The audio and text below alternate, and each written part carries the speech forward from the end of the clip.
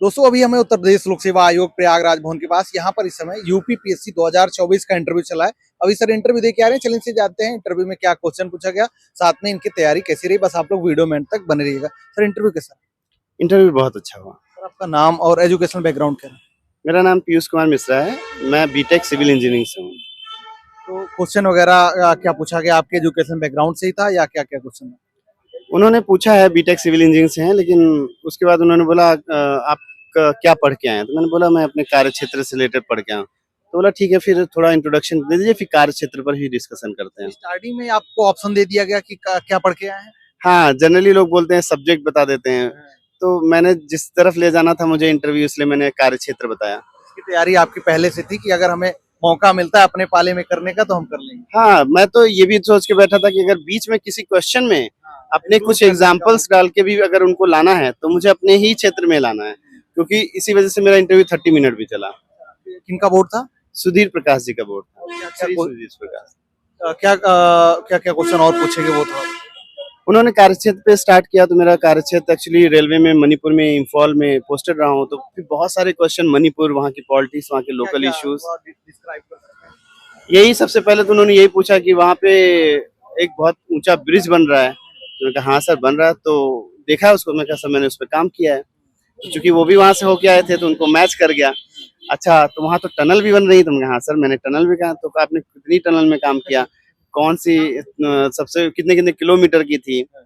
तो एक बड़ी 10 किलोमीटर की भी बन रही है। मैंने कहा हाँ सर वो भी बन रही है, मैंने उसमें काम नहीं किया। लेकिन तो इस तरीके से मतलब उन्होंने पूरा मणिपुर शायद घूम के भी आए थे, तो इस वजह से उन्होंने पूरा रिलेट कर लिया। और फिर वहाँ की जन समस्याएं पूछी, क्या कारण है, उसको कंपेयर किया अंग्रेजों के जमाने में कैसे लोग दर्रे बना के हो जाता था, आजकल हम लोग टनल बना के भी नहीं पहुंच पा रहे हैं।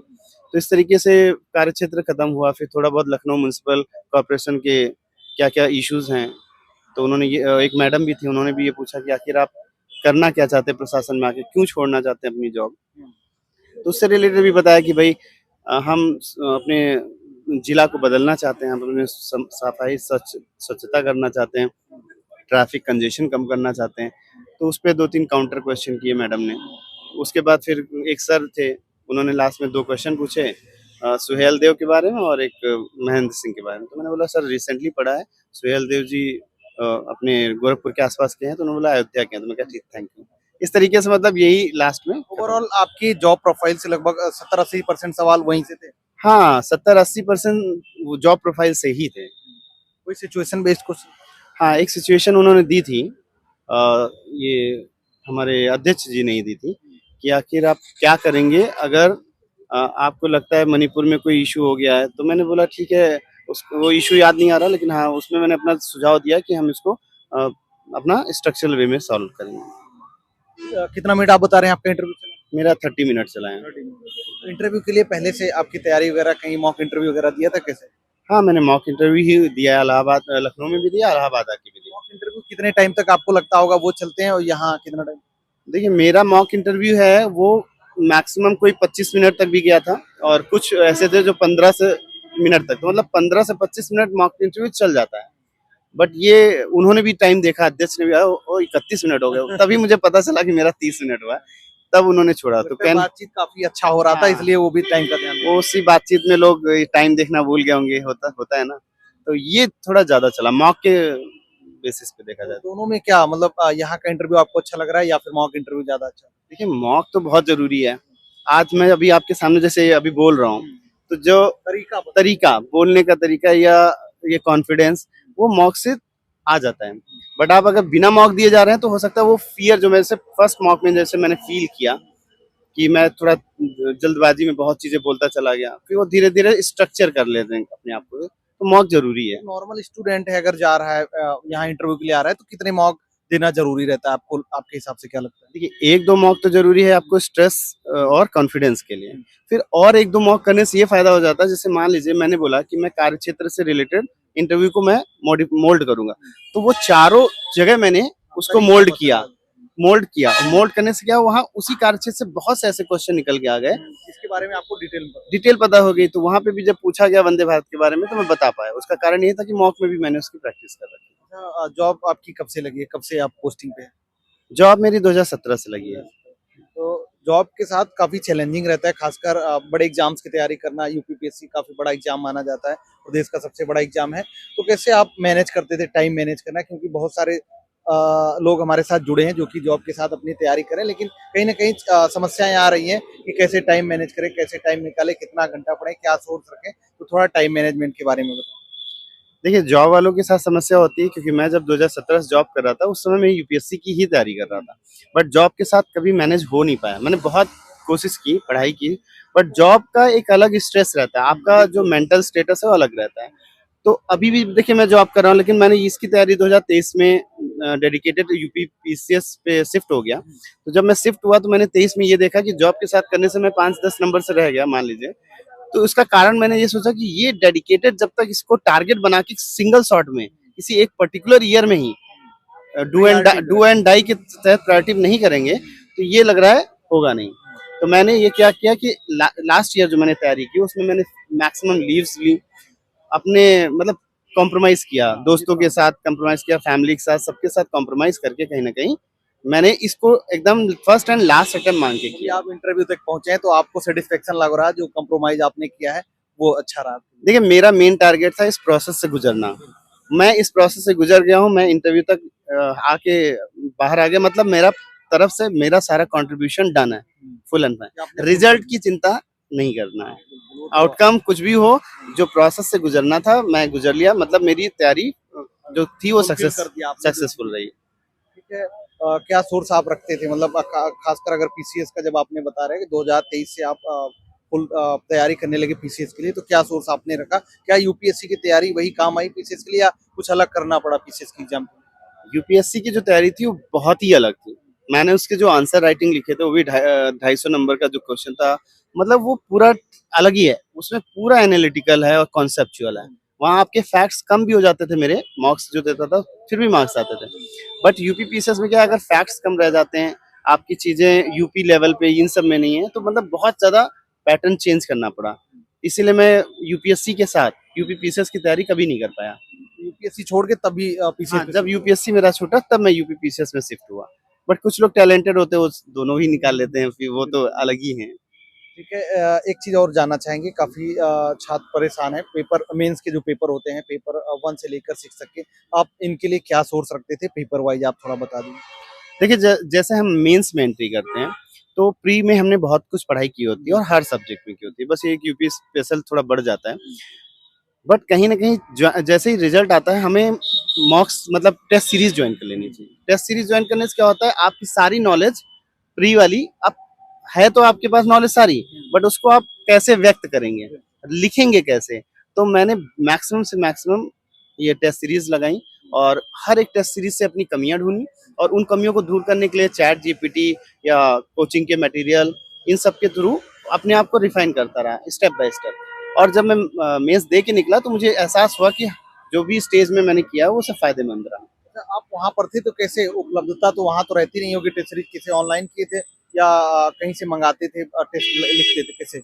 देखिए, मैंने ऑनलाइन तो टेस्ट सीरीज खरीदी ही थी और उनको मैंने डेली वाइज भी लगाया था, बहुत टेस्ट सीरीज लिखा था। लेकिन मैंने इस बार चूंकि नो स्टोन कोई भी स्टोन अनटर्न ना रह जाए, इसके लिए मैं बकायदा छुट्टी लेके मणिपुर से प्रयागराज 4 दिन आके एग्जाम दे के और फिर रिटर्न गया हूँ। फुल इंटरेस्ट आपने 4 दिन आप मैंने ऑफलाइन भी आके दिया था, क्योंकि ऐसा होता है ना, कभी कभी टारगेट इतना इंपॉर्टेंट हो जाता है कि आप ऑफलाइन ऑनलाइन किसी भी स्कोप को छोड़ना नहीं चाहते, तो कोशिश वही रही है।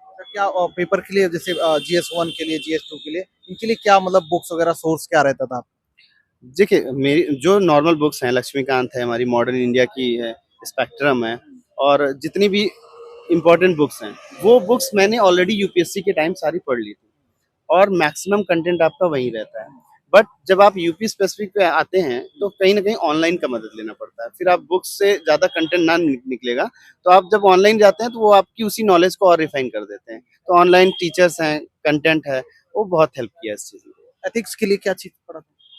देखिए, एथिक्स के लिए मैंने, वैसे तो मेरी पूरी बुक जो थी एथिक्स की, उसका नाम आपको भी याद होगा, लेक्सिकॉन की बुक थी, उसको मैंने रीड आउट किया, पूरी बुक यूपीएससी के दौरान पढ़ ली थी।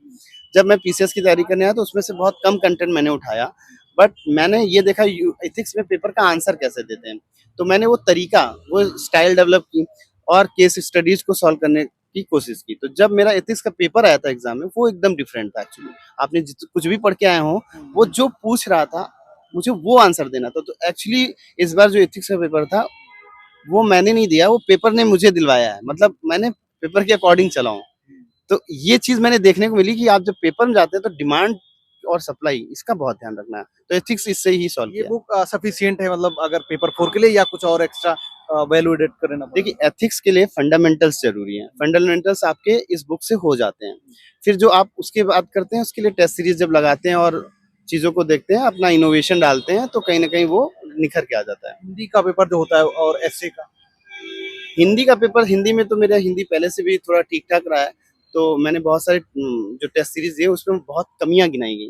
देखिए आपका हिंदी अच्छा है फिर भी कमियां हैं आपके अंदर, तो टीचर्स ने जितनी कमियां निकाली मैंने उन सबको लास्ट स्टेज तक रिफाइन किया और दिया। और एसए के लिए भी आपने पूछा, हिंदी के लिए बुक्स तो जो भी थी पंडित जी का नाम था कोई, पंडित पीएन पांडे, तो उनकी बुक पढ़ ली थी थोड़ा। और अपने हिंदी के जो ऑनलाइन, तो आप जान ही रहे हैं कितना अच्छा कंटेंट आजकल आ गया है, तो उन सब से भी मदद ली है। एसए के लिए बकायदा मैंने क्या किया, थोड़ा इनोवेशन पे ध्यान दिया कि आप मैं किसी तरीके से इनोवेशन इंट्रोड्यूस कर सकूं। तो इस तरीके से मैंने एसए को इनोवेटिव। एसए के लिए कोई खास बुक आती है या आप क्या सजेस्ट करना चाहेंगे? एसए की स्टार्टिंग कैसे करें अगर कोई लिखना चाहता है तो कहाँ से कंटेंट पढ़े और कैसे लिखना स्टार्ट करें? देखिए कितनी भी बुक पढ़ेंगे कुछ भी करेंगे, बट आपको जो वो फ्लो मेंटेन करना है वो फ्लो आप लेके आएंगे। तो बेटर है आप प्रैक्टिस करिए लिखने।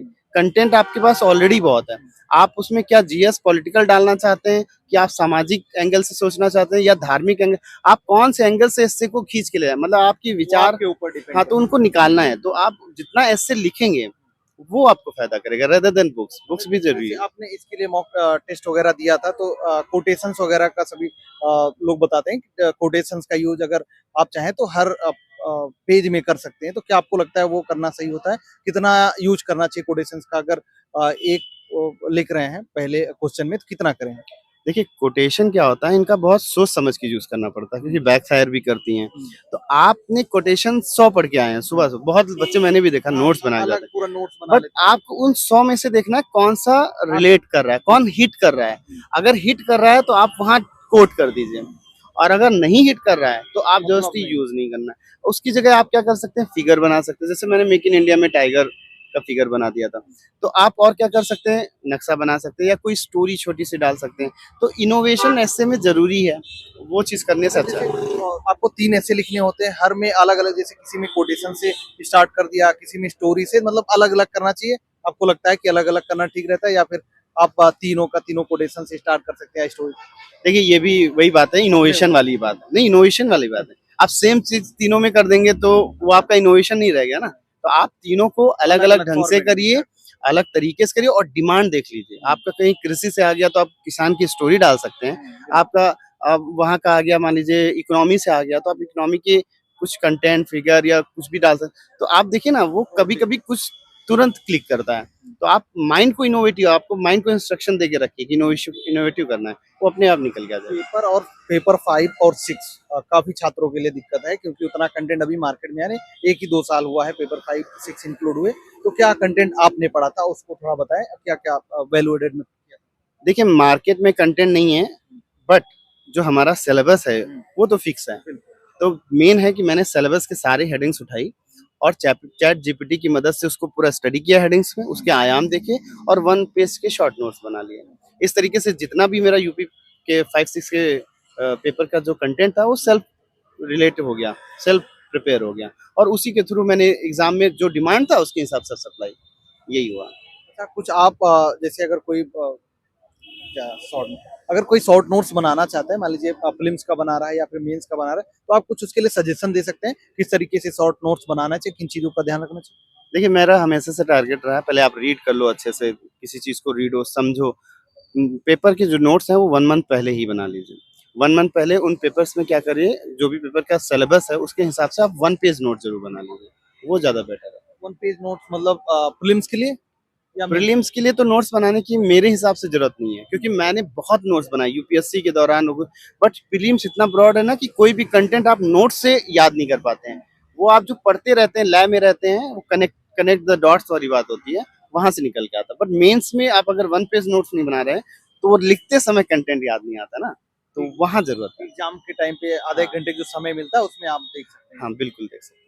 लास्ट में आप कुछ फाइनल सजेशन आप देना चाहेंगे जो छात्र तैयारी करें, क्योंकि इस फील्ड में काफी अनुभव आपका है, भले आप इंटरव्यू में अभी पहुंचे हैं लेकिन काफी सालों से तैयारी करें, तो आप हर एक चीज उतार चढ़ाव हर एक फेज देखे हैं, तो आप थोड़ा सजेशन इनको दे दीजिए ताकि इनको भी पता चल पाए कैसे तैयारी करें।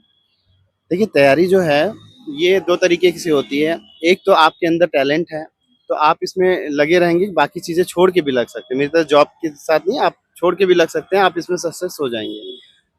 सबसे इम्पोर्टेंट है तैयारी के दौरान प्रोसेस से गुजरना। आप टारगेट ये बनाओ कि मुझे इस प्रोसेस से गुजरना है, प्री से निकलना है, मेन से निकलना है, इंटरव्यू से। जब आप उस प्रोसेस से गुजर जाएंगे, सफलता तो ऊपर वाले की देन है। बहुत बहुत धन्यवाद बात करने के लिए। ठीक, थैंक यू सर।